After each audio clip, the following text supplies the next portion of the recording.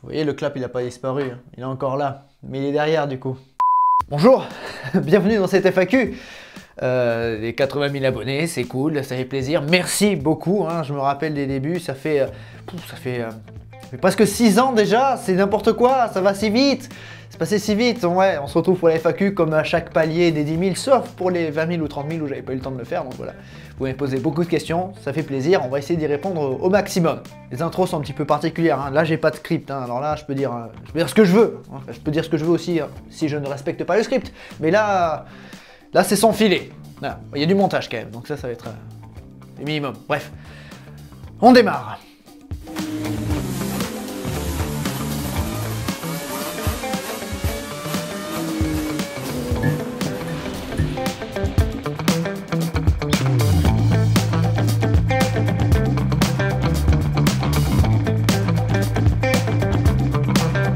80 000 abonnés, ça fait plaisir. C'est difficile hein, de s'imaginer tout ce monde. Hein, parce qu'au final, la réalité, c'est ça. Je suis tout seul à parler dans une pièce. Quoi. Il y a juste une caméra qui me filme.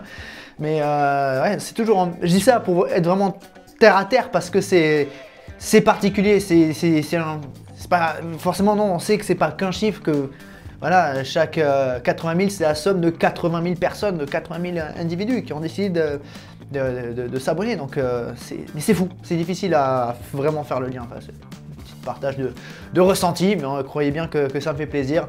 Et surtout, vous êtes une communauté de qualité, avec vous êtes connaisseurs aussi, donc ça fait plaisir. Ne manquez pas de me rappeler quand je fais une petite erreur, hein, quand je dis une petite connerie, mais ça me permet moi aussi d'apprendre, donc ça c'est cool. Et voilà, quelques petits mots d'amour avant de démarrer la série de questions. C'est particulier, hein, vraiment, à chaque fois ça me fait bizarre quand je reparle, qu'il n'y a pas de script, c'est juste un connard devant une caméra, mais c'est comme ça. Allez, on démarre. Première question, c'est quoi et c'est quand la prochaine season review? Oui, il y a une prochaine season review. Assez discrètement, j'ai dit il y a quelques semaines que c'était en cours d'écriture. C'est toujours en cours d'écriture au moment où je tourne la vidéo, mais en fait c'est parce que j'ai énormément de boulot. D'une part, les vidéos prennent beaucoup de temps, et puis dans la vie personnelle, j'ai aussi pas mal de trucs à gérer, notamment un déménagement, et ça c'est compliqué. Ça m'a un petit peu ralenti. Plus un autre gros projet que j'ai en tête depuis pas mal de temps, et donc le programme est assez dense. Ça ne se voit pas, comment dire, brutalement, ça ne se voit pas parce que y a toujours 2 vidéos par semaine en général, sauf quelques semaines où il n'y en a qu'une seule, mais donc ça ne se voit pas. Mais oui, season review, forcément j'ai envie de continuer, j'ai les 2 prochaines saisons en tête, et il y aura là encore la prochaine l'année d'après quoi, donc ça arrive bientôt, fin octobre, je pense fin octobre. Ça fait combien de temps que tu suis la Formule 1? Depuis le Grand Prix de Saint-Marin 2001. Ouais, j'étais petit, je comprenais pas tout ce qui se passait, mais ça faisait des gros bruits et tout. Alors j'étais pas, attention, hein, mais le seul Grand Prix que j'ai vu en réalité c'était Belgique 2021. Est-ce que ça compte? Moi j'aurais tendance à dire que non, mais j'étais sur place en tout cas. Bref, Saint-Marin 2001, première victoire de Ralf Schumacher, c'était le début d'une aventure. Hein. Mon père suivait la Formule 1 depuis fin des années 80, début des années 90, du coup il m'a un petit peu amené dedans. Et depuis, j'ai raté que très peu de Grands Prix, je pense. Je regarde souvent en bas parce que les prochaines questions, alors c'est pas terrible parce que du coup, je fais que ça, et ça c'est pas bien, donc je vais faire attention pour la suite. À quand les 100 000? Après les 99 000? C'est pour quand le nouveau décor? Alors, j'avais dit à la fin de 1990, le bras de fer, j'avais dit, j'étais là, en plus, ce sera la dernière vidéo dans ce décor. Alors, c'est juste quand j'avais dit ce sera la dernière vidéo dans ce décor là, parce que j'avais pas prévu de retourner à nouveau sur cette face là, mais vous l'avez vu, hein, il y a eu changement un peu de technique, on va dire, audiovisuel, qui a amené à revoir ce fond là. Mais ça voulait pas dire qu'il allait avoir un décor dans les semaines qui arrivaient. Mais par contre, là, dans les semaines qui arrivent, oui, il va avoir un nouveau décor. Ouais, je crois que c'est l'avant-dernière vidéo que je tourne dans ce décor là, donc... Eh ouais, putain. Donc oui, il va arriver dans pas longtemps. Pourquoi tu refais des vidéos que tu as déjà fait? Je vais répondre simplement, parce que les vidéos que j'ai faites avant, ah oui, le sujet, il est toujours bien, hein, le sujet, mais la façon de le faire, c'était nul. Ciao les fans. Aujourd'hui, nouveau concept, nouvelle série sur les pilotes ayant gagné au moins un Grand Prix sans avoir été champion du monde. Ciao les fans, aujourd'hui on va parler de la pire équipe de l'histoire de la Formule 1, Andrea Moda. C'était de la merde. Honnêtement, faudrait que je refasse un live. Il y aura rien d'original là-dedans, mais il faudrait que je refasse un live en mode je revois mes anciennes vidéos. Vous allez voir à quel point je rage et à quel point je déteste. C'est pas genre, vous savez, on est nombreux à avoir le truc de ah ma voix, j'aime pas tout ça. Non, encore, j'ai pris l'habitude d'entendre ma voix, de voir ma gueule aussi, malheureusement. Mais non, c'est la façon de parler, la façon d'amener, le montage, la post-prod, rien, c'est nul, c'est de la merde.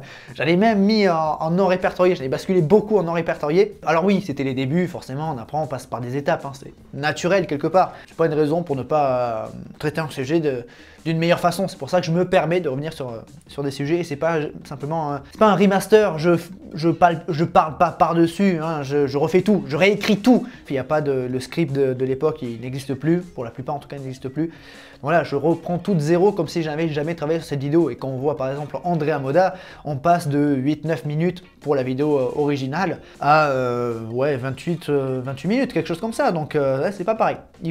Je me permets aussi d'entrer plus en détail dans ces sujets-là et voilà, de vous sortir une meilleure qualité. Et ça vous plaît en général, donc ça fait plaisir. Parce que j'aime bien reparler de ces vieux sujets-là aussi. Ouais, c'était cool d'en parler la première fois, c'est cool d'en parler une deuxième fois. Quelle équipe veux-tu voir gagner les prochaines 24 heures du Mans? Ferrari est donc sur 2 victoires avec la 51 de Pierre Guidi, Calado, Giovinazzi en 2023 et maintenant la 50 de Foucault, Nielsen, Molina. Ça a été une course de dingue 2024. Je pense une des courses les plus riches et les plus complètes que le sport auto nous ait offert. Mais c'est vrai que Toyota... peut-être Toyota, ils ont du mérite hein, entre 2023 et surtout avec 2024. J'ai encore le freinage de Mulsanne de Pierre Guidi en tête qui harponne la 8 de Hartley à ce moment-là. Une petite revanche Toyota, pourquoi pas, mais je serais pour une victoire Porsche ou un autre constructeur. Hein. J'ai envie qu'un autre batte Ferrari et j'ai pas de favori en tant que tel, hein, donc difficile. Hein. La numéro 6 de l'autoreur Vantore Estre est en train de, j'allais dire l'autoreur Fassler Tréluyer par réflexe, mais non, la numéro 6 de l'autoreur Estre Vantore est en passe de gagner le championnat du monde cette année-là, donc s'ils peuvent remporter le Mans, je serais content pour eux, mais je saurais me satisfaire de n'importe quelle victoire. Hein. Si tu devais ajouter une seule marque en catégorie Rennes, ce serait laquelle? Audi. Audi. Bah, il manque que Audi quand tu vois la pléthore de constructeurs que tu as là cette année sur le plateau 2024, c'est n'importe quoi. 2025 avec en plus Aston Martin. Bon, il manque forcément, il manque Glickenhaus, il manque Van Wall, il manque Isotta Fraschini, mais disons que, voilà, on en a déjà parlé, hein, mais ces petits ont du mal à tenir, et, ils n'ont pas la main politiquement et sportivement pour vraiment s'affirmer. Donc oui, forcément, on les regrette, hein, ces petits sont importants. Hein. Croyez bien que quand l'hypercar connaîtra un coup de mou, on sera bien content d'avoir des privés comme ça. Mais Audi, qui aurait dû être là. Audi, ils auraient dû être là en 2024, en 2023-2024. Ils avaient annoncé, finalement ils ont dit non, ils sont allés vers la Formule 1. Je pense qu'il y a de quoi avoir des regrets. Après, Audi, ouais, il y a Hyundai qui va arriver. Hyundai qui va arriver, après Pescarolo.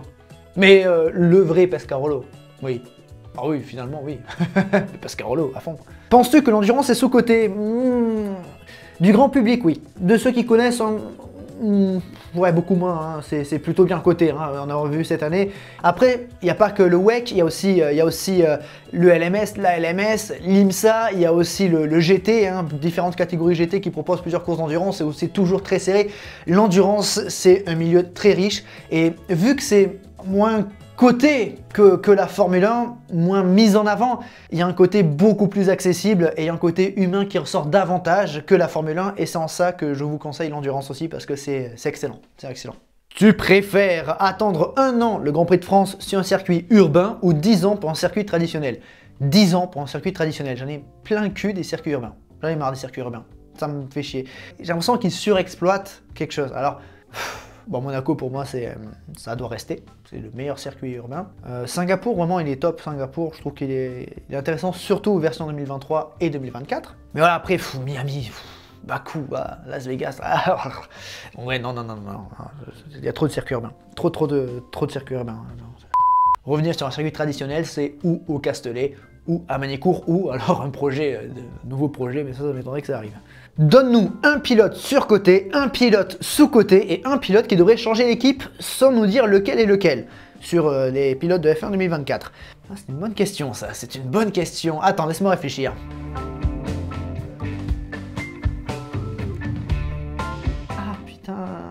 marqué. Ah, c'est compliqué ta question. J'en ai deux, il m'en manque un troisième en fait. Allez, Sainz, Bottas, Albon. Sainz, Bottas, Albon. Lequel est lequel?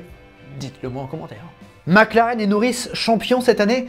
McLaren certainement. Attention à Ferrari malgré tout. Attention à un éventuel réveil de Red Bull, même si c'est difficile au vu de la physionomie actuelle, ça sera difficile. Et Norris, pour moi Norris il m'a pas convaincu pour être champion du monde. Il m'a convaincu pour être un bon outsider capable d'aller chercher des victoires, mais pour le moment, en tout cas avant Singapour 2024, pour moi il n'a pas encore la carrure d'un champion du monde.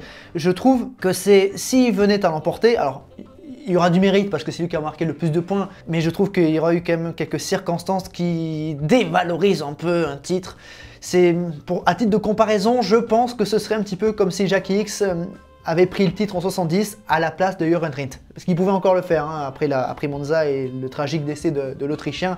X pouvait encore être champion du monde, il ne l'a pas été. D'ailleurs, il a dit que c'était très bien ainsi. Hein. Donc, voir Norris champion du monde cette année, ça fait un petit peu comme si X récupérait le titre 70. Après, il reste encore des courses pour convaincre que oui, il mérite d'être champion du monde. Et de toute façon, pour y arriver, il y a encore pas mal de points d'écart. Selon la physionomie actuelle, il doit pouvoir y arriver. Mais on voit bien que c'est pas parce que tu as la meilleure voiture que tu domines comme on fait les Hamilton, comme on fait les Verstappen, les Vettel, les Schumacher. Donc il reste encore ce cap à aller chercher, ce cap où tu ne laisses personne indifférent. La plus belle F1 de tous les temps. C'est une question compliquée. Dans la forme, dans la livrée, tout ça, c'est compliqué, il y en a plein qui me viennent en tête là. J'adore la Prost version 2000, 2001, 99 aussi, ouais, j'aime beaucoup. Ah, celle de 99 avec les pontons un peu, ouais, comme ça. C'est quand même joli. La McLaren de 2006, meilleure que, je trouve, que les McLaren avec le Vodafone sur les côtés. Ah putain, c'est compliqué.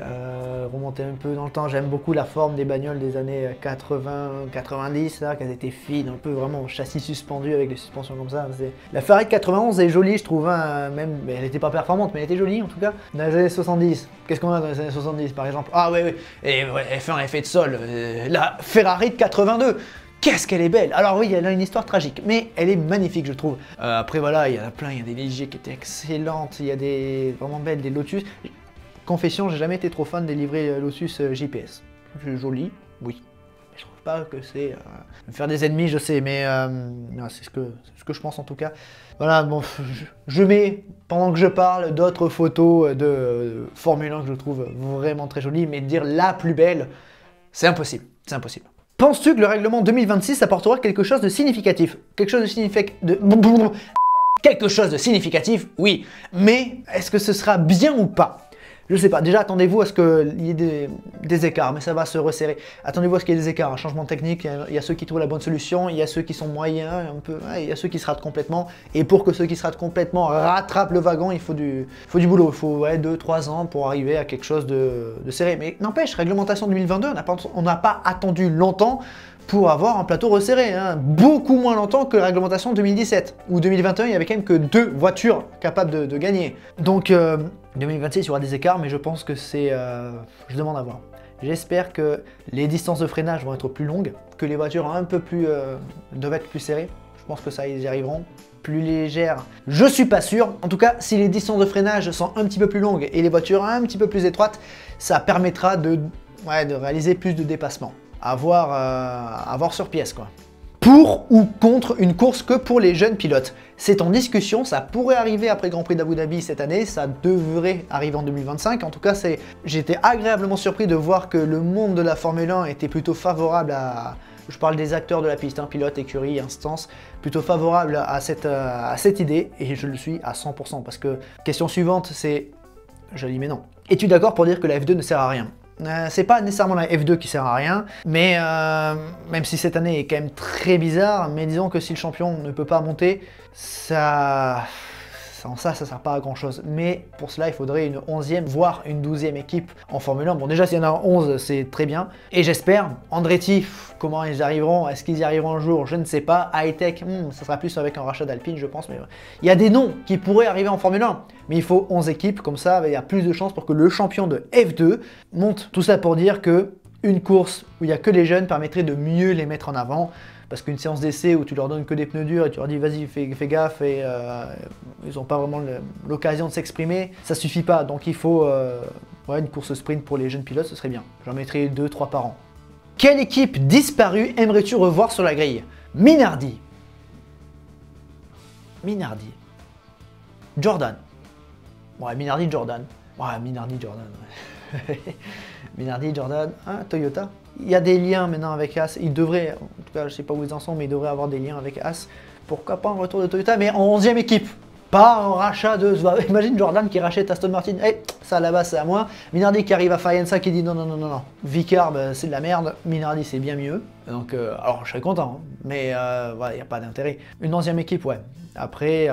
Ah, sinon Benetton. Ah ouais, Benetton, Brabham, Lotus. Oui.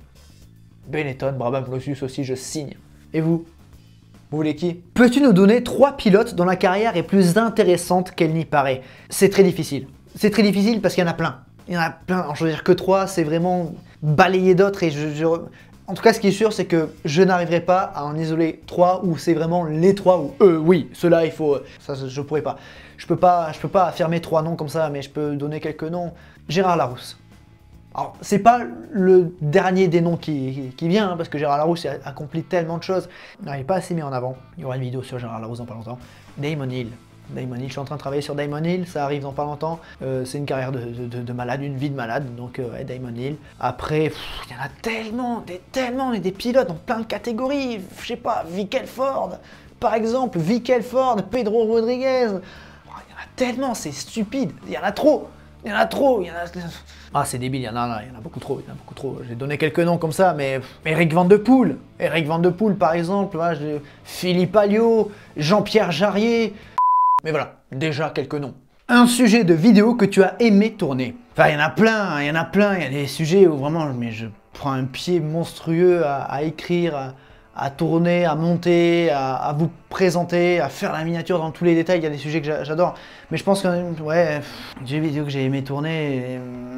Les pilotes en général, hein, les pilotes, j'aime beaucoup revenir sur la carrière des pilotes. C'est excellent. Ça permet de toucher à pas mal de choses et d'évoquer ou faire des références à d'anciennes vidéos ou préparer le terrain pour d'autres vidéos. Donc ouais, le sujet sur les pilotes, sur les voitures. J'aime beaucoup les voitures mythiques. Ça j'aime bien aussi. C'est très intéressant et très enrichissant aussi. Le projet dont tu es le plus fier, bon ça rejoint un petit peu la question d'avant, mais je pense, ouais, la série sur les 24 heures du Mans avec Laurent Chauveau et le Dormeur du Val, ouais, clairement ça c'est une vidéo... Je suis content de celle-là. Et puis je suis content qu'elle ait été autant plébiscitée. Je suis moins content de ma performance derrière la caméra et derrière le micro, mais ça va. Et ouais, plus de 3 heures de vidéo sur les 24 heures du Mans, je pense que pour le centenaire, ça valait au moins ça. Et c'est dingue, c'est dingue. C'est plusieurs mois d'écriture, c'est excellent. Ah, parmi les vidéos que j'aime beaucoup, les saisons de review. Hein. Les saisons de review, moi ça j'adore. Tu reprends vraiment l'histoire week-end par week-end, tu redécouvres des trucs, c'est trop bien. Pourquoi tu parles autant de sport auto alors que tu préfères la moto? Mais qui t'a dit ça? Si le ratio sport auto-moto est largement à l'avantage de l'auto, c'est peut-être parce que je préfère l'auto. Sport auto, je regarde plein de catégories. Sport moto, je regarde que le MotoGP.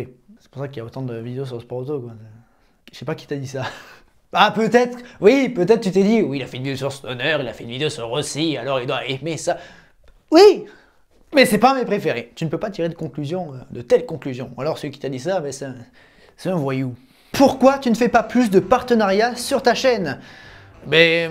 Oli, déjà. Je fais Oli, mais je fais que Oli, hein, sauf parfois quelques exceptions, mais ça remonte les exceptions. Écoutez, j'ai un partenariat avec Oli qui dure depuis plus d'1 an, j'en suis très heureux. J'aime leurs produits, j'aime la façon dont ils communiquent. Voilà, financièrement aussi, je m'y retrouve sans pour autant couler la boîte.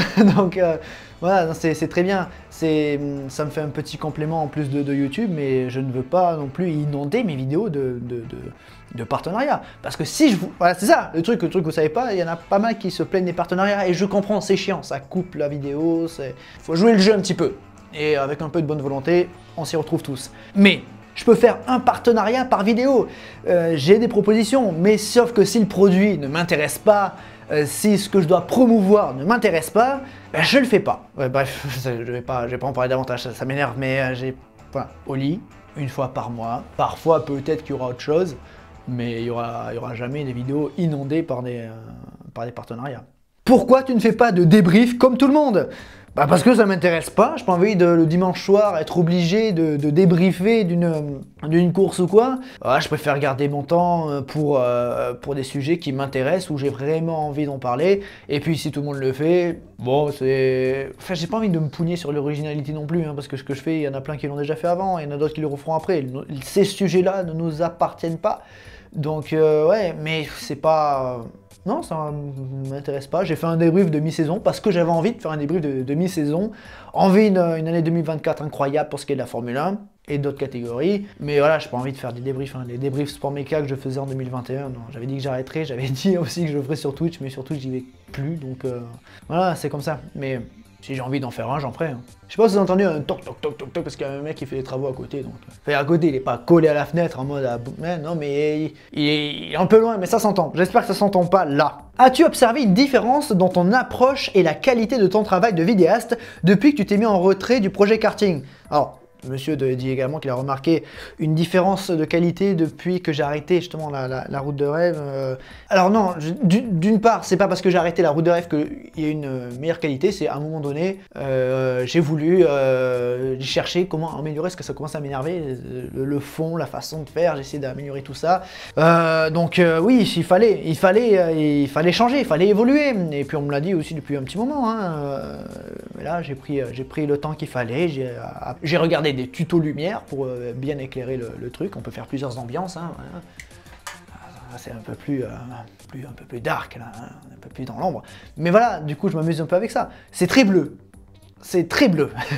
Je vais rallumer. Et donc, ouais, il y a une meilleure qualité là. Et puis, dans la façon d'écrire, j'essaie d'articuler un peu différemment, d'agrémenter les vidéos, les sujets, de plus d'anecdotes, de plus de... Comment dire, il y a eu un déclic quelque part. Mais il n'y a pas eu de changement, c'est pas à cause de la fin de la roue de rêve. Et d'ailleurs, retrait du projet karting, on fait autant de courses que l'an dernier, que l'année d'avant. La team Le Circuit se porte très bien, hein, on a fait des courses une fois par mois cette année. Axel, Teddy, Mika, Max, Valentin, Lucas, Fabien, ils sont tous là. Donc on continue, on s'amuse, on gagne des courses, on continue, on se fait plaisir. Donc voilà, ça n'a pas changé, il y a autant de courses qu'avant. Mais juste, c'est pas filmé, quoi. Reverra-t-on la route de rêve?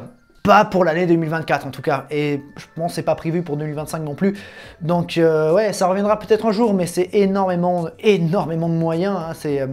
Ça y est, c'est un groupe d'amis hein, à faire du kart, et y a ma copine qui filme, il y a mes potes qui filment. Alors c'est bien, mais ils sont pas pros, quoi. C'est pas des cadreurs. Hein. Donc ils le sont devenus par la force des choses un petit peu. Et donc voilà, ça a donné ça. Mais au bout d'un moment, tout le monde n'est pas aussi disponible qu'il était pendant toutes ces années. Et puis même de manière un peu plus scénaristique, j'ai pas envie non plus de redire tout le temps les mêmes choses. Donc c'est pas plus mal que ça s'arrête.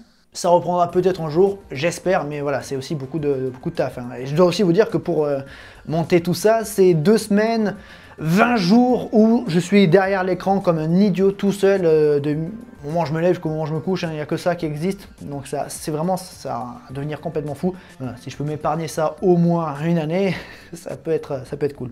Ton top 3 de circuit de karting. Alors en termes de pilotage, de plaisir de pilotage, un endroit où on retourne souvent, c'est à Saron. On aime beaucoup la piste de Saron qui est roulante, qui est technique aussi. Il y a Alès, que j'ai beaucoup apprécié Alès. Bientôt, on va aller à Belmont. J'ai jamais roulé à Belmont, Belmont-sur-Anse. Jamais roulé là-bas, et je sais que c'est une excellente piste, donc à tous les coups, je vais adorer. Ah, on a été découvrir, on m'a dit que 3 circuits, je vais en donner plusieurs. On a été découvrir en début d'année le circuit de Périgord, où j'ai trouvé la piste géniale. Donc, et les Renardières aussi pas loin de Limoges qui est un tracé excellent. Ça fait partie des meilleurs circuits, hein. En tout cas pour moi, ceux que j'ai connus. Je vais pas juger ce que je connais pas non plus. Pourquoi tu ne roules pas sur circuit automobile? Il y a pas longtemps qui m'ont fait des réflexions en mode oui, c'est bien le karting, mais ouais, c'est un peu... Ben oui, c'est du kart de loc, hein, mais c'est cher. Le 2 temps, c'est pas abordable. La course automobile, c'est pas abordable non plus. Je peux pas. C'est pas possible. Financièrement, c'est pas possible. Hein. Il y a le cliché des youtubeurs qui brassent. Moi, je brasse pas de ouf. Hein. J'ai un salaire un peu plus haut que le SMIC. ça s'arrête là. Donc c'est pas avec un peu plus haut que le SMIC que tu peux arriver à faire des courses sur circuit, des track day, tout ça, non, ça c'est pas possible. Mais du coup ça me permet de faire du 4 temps avec mes potes et ça me suffit. C'est fou, cette question elle revient à chaque fois. Elle revient à chaque fois cette question. Mais si vous posez encore la question, c'est que vous n'avez pas la réponse, ou alors vous cherchez à me faire chier, mais je pense que vous n'avez pas la réponse. As-tu une particularité physique? Bah déjà je suis pas très haut et en plus j'ai pas d'odorat. Mais c'est pas genre j'ai pas d'odorat, oh non j'ai pas senti, mais oui effectivement non ça. Non, je sens pas. Tu me fous au milieu d'un champ de fumier où il y a de la merde tout autour de moi.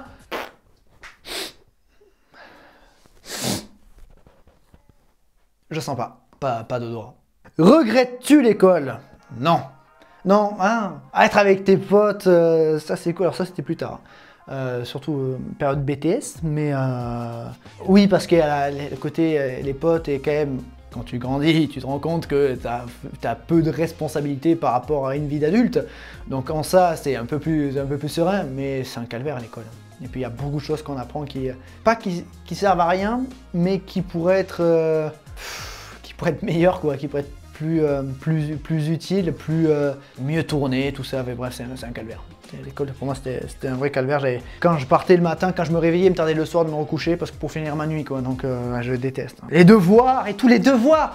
Putain, quand, je sais pas, mais merde, t'es je sais pas, au collège, au lycée, t'as un sac qui te fusille le dos, tu vas à un endroit que t'as pas envie d'aller, tu te fais chier de la première à la dernière heure de cours pour rentrer chez toi faire des devoirs. C'est pour ça qu'à partir de la troisième, j'ai arrêté de faire mes devoirs. Je me suis fait coller quelques fois. Mais à la fin, les profs, ils en rigolaient que je faisais pas les devoirs, ils me laissaient tranquille. Mais c'est parce que j'avais quand même des bonnes notes, même si je faisais pas mes devoirs et que j'écoutais pas. Mais je jouais pas trop non plus. Ou alors soyez malin.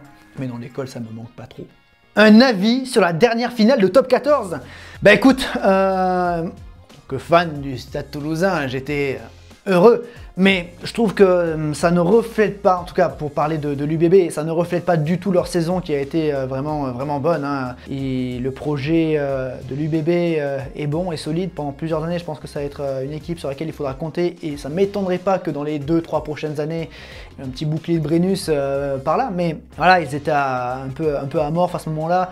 Quand tu te tapes un match de barrage avant les demi, ça t'épuise, surtout face à un Stade Toulousain qui, lui, ne l'a pas eu, qui a eu plus de temps pour se reposer, se préparer, et qui en plus était sur un nuage après la conquête de la Champions Cup. J'ai encore envie de dire H-Cup, c'est pas réflexe.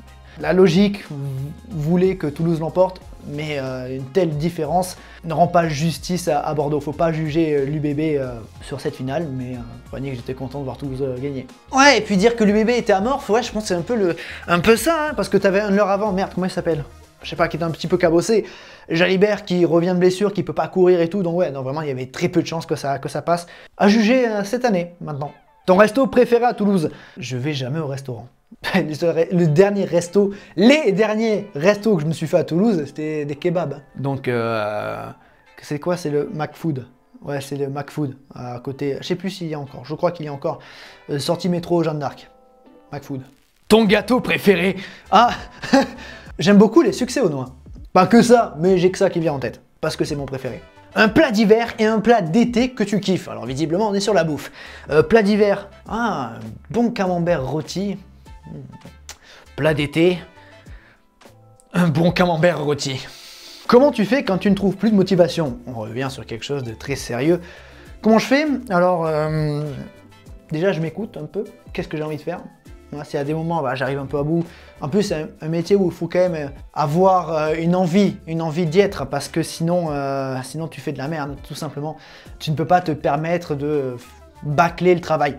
Donc des moments, je fais rien. Ça, c'est un avantage de travailler pour soi. Donc voilà, des fois, je m'autorise à ne rien faire, je sais pas, aller faire un tour dehors, une journée, je sais pas, je vais voir mes potes, je vais faire une session de cartes, peu importe. Je roule sur Simu. Après, quand c'est plus profond, écoute, ouais, ça m'arrive rarement, hein. Je suis quand même quelqu'un assez optimiste pour faire ça, pour faire ce que j'aime. Donc ouais, non, ça va, ça arrive pas souvent, mais ouais, des fois j'ai besoin d'un petit peu me ressourcer, comme on dit. J'aime pas trop ce terme, mais me ressourcer. Puis si vraiment ça va pas, des fois je me fais un petit peu peur. J'ai bossé quelques jours en élec ou un truc comme ça, un métier réputé beaucoup plus difficile que simplement parler devant une caméra, hein, entre guillemets. Parce que c'est loin d'être que ça, mais au moins je me dis, ah non, youtubeur c'est bien aussi. Vidéaste, je préfère le mot vidéaste à youtubeur. Et surtout, ne parlez pas d'influenceur, parce que ça, je vais voir, sur ça. Mais bon, c'est un métier qui demande quand même de la discipline, de la rigueur. Il faut savoir faire pas mal de choses. Il faut savoir monter, il faut savoir travailler des scripts pour que ce soit adapté au format vidéo. Il faut savoir parler devant une caméra, parler devant un micro. Voilà, gérer tout ça. Donc, en plus du simple travail de recherche, parce que parfois, pas trouver des sources, c'est compliqué. Donc voilà, c'est un métier qui est plus difficile qu'il n'y paraît, mais c'est loin d'être un métier difficile non plus. Voilà, au final, la motivation revient souvent d'elle-même. Penses-tu qu'il te reste toujours moins de 5 ans sur YouTube? C'est vrai, il y a 1 an ou 2 ans, j'avais dit que je pensais qu'il me restait 5 ans sur YouTube, donc en gros là on arriverait à 3 ans encore sur YouTube. J'ai peur que ce soit ça à peu près. J'espère pas, j'espère pas. C'est aussi le fait de remasteriser certaines vidéos me donne un peu plus de temps, mais j'ai quand même des idées en tête, pas mal d'idées en tête. Et une des choses qui me démotive, c'est trop penser à l'avenir, m'imaginer dans 3 ans, parce que si je m'imagine dans 3 ans, je dois imaginer tout le travail que je dois faire. Pas juste, je sais que je dois le faire ce travail. Il sera fait. À l'instant T, j'ai pas envie d'imaginer cette semaine il y a ça, cette semaine il y a ça pendant 3 ans. Ça c'est à devenir fou. Je préfère pas trop regarder trop loin devant. Donc oui, j'ai envie de dire 3 ans, allez peut-être que j'ai réussi à gagner 2 années de plus. Après on verra. J'espère que je trouverai une bonne reconversion après YouTube parce que j'aime parler de ma passion tout simplement. J'aime parler de sport automobile, des histoires d'antan, d'aujourd'hui, expliquer, parler de ce que j'aime tout simplement. Avec une bonne liberté, le fait d'être youtubeur c'est quand même pas mal de liberté. Ouais. J'espère que ça durera le plus longtemps possible. Un teaser de ce qui arrive prochainement sur la chaîne. Eh bien écoute, une saison de review, fin octobre. J'ai écrit un truc il y a quelques mois, alors j'ai un peu procrastiné parce que j'ai pas le temps de m'en occuper comme il faut, mais en gros j'ai écrit, je pense, 1h30 de vidéo sur une écurie actuelle. Pas Ferrari, parce que Ferrari ça ferait pas qu'1h30, mais 1h30 de vidéo sur une écurie actuelle, donc voilà, ça doit arriver dans pas longtemps. Donc un film là, il y a quelques champions du monde que je dois traiter, Damon Hill, comme j'ai dit, des vrais ou faux, des pilotes oubliés, tout ça. Je pense qu'il y aura peut-être un film sur Michael Schumacher à la fin de la saison. À la fin de l'année plutôt. À voir. Mesdames et messieurs, on arrive au bout de cette FAQ. J'espère que ça vous a plu. Merci d'avoir posé toutes ces questions. Merci à vous tous qui me suivez depuis toutes ces années. Maintenant, ça fait vraiment plaisir. Merci du soutien que vous m'apportez. C'est cool, ça fait plaisir. À la base, je rappelle ce que je disais en début de vidéo, mais là, je suis tout seul à parler devant une caméra et t'as des gens qui apprécient, donc ça, c'est cool. J'essaie en tout cas d'en parler du mieux possible, tout en me faisant plaisir. Et j'espère que ça vous régale aussi, donc c'est cool. 80 000, c'est pas rien, je suis content. Comme je disais, en espérant que ça dure le plus longtemps possible. Sur le côté, je n'ose même plus dire droite ou gauche. Parce qu'avant, j'avais pas de retour caméra. Depuis que j'ai changé la caméra, donc il y a 1 an. D'ailleurs, c'était pour la FAQ précédente. Donc il y a 8-9 mois, j'ai un retour. Avant j'avais pas de retour, donc c'est facile de dire à droite, à gauche. Là, il y a un faux miroir qui est très bizarre. Donc de ce côté-là, il y a ceux qui ont rejoint la chaîne. Merci à vous et merci de m'avoir écouté jusqu'ici. Mais surtout, n'oubliez jamais le plus important, c'est de continuer d'aimer le circuit. À la prochaine.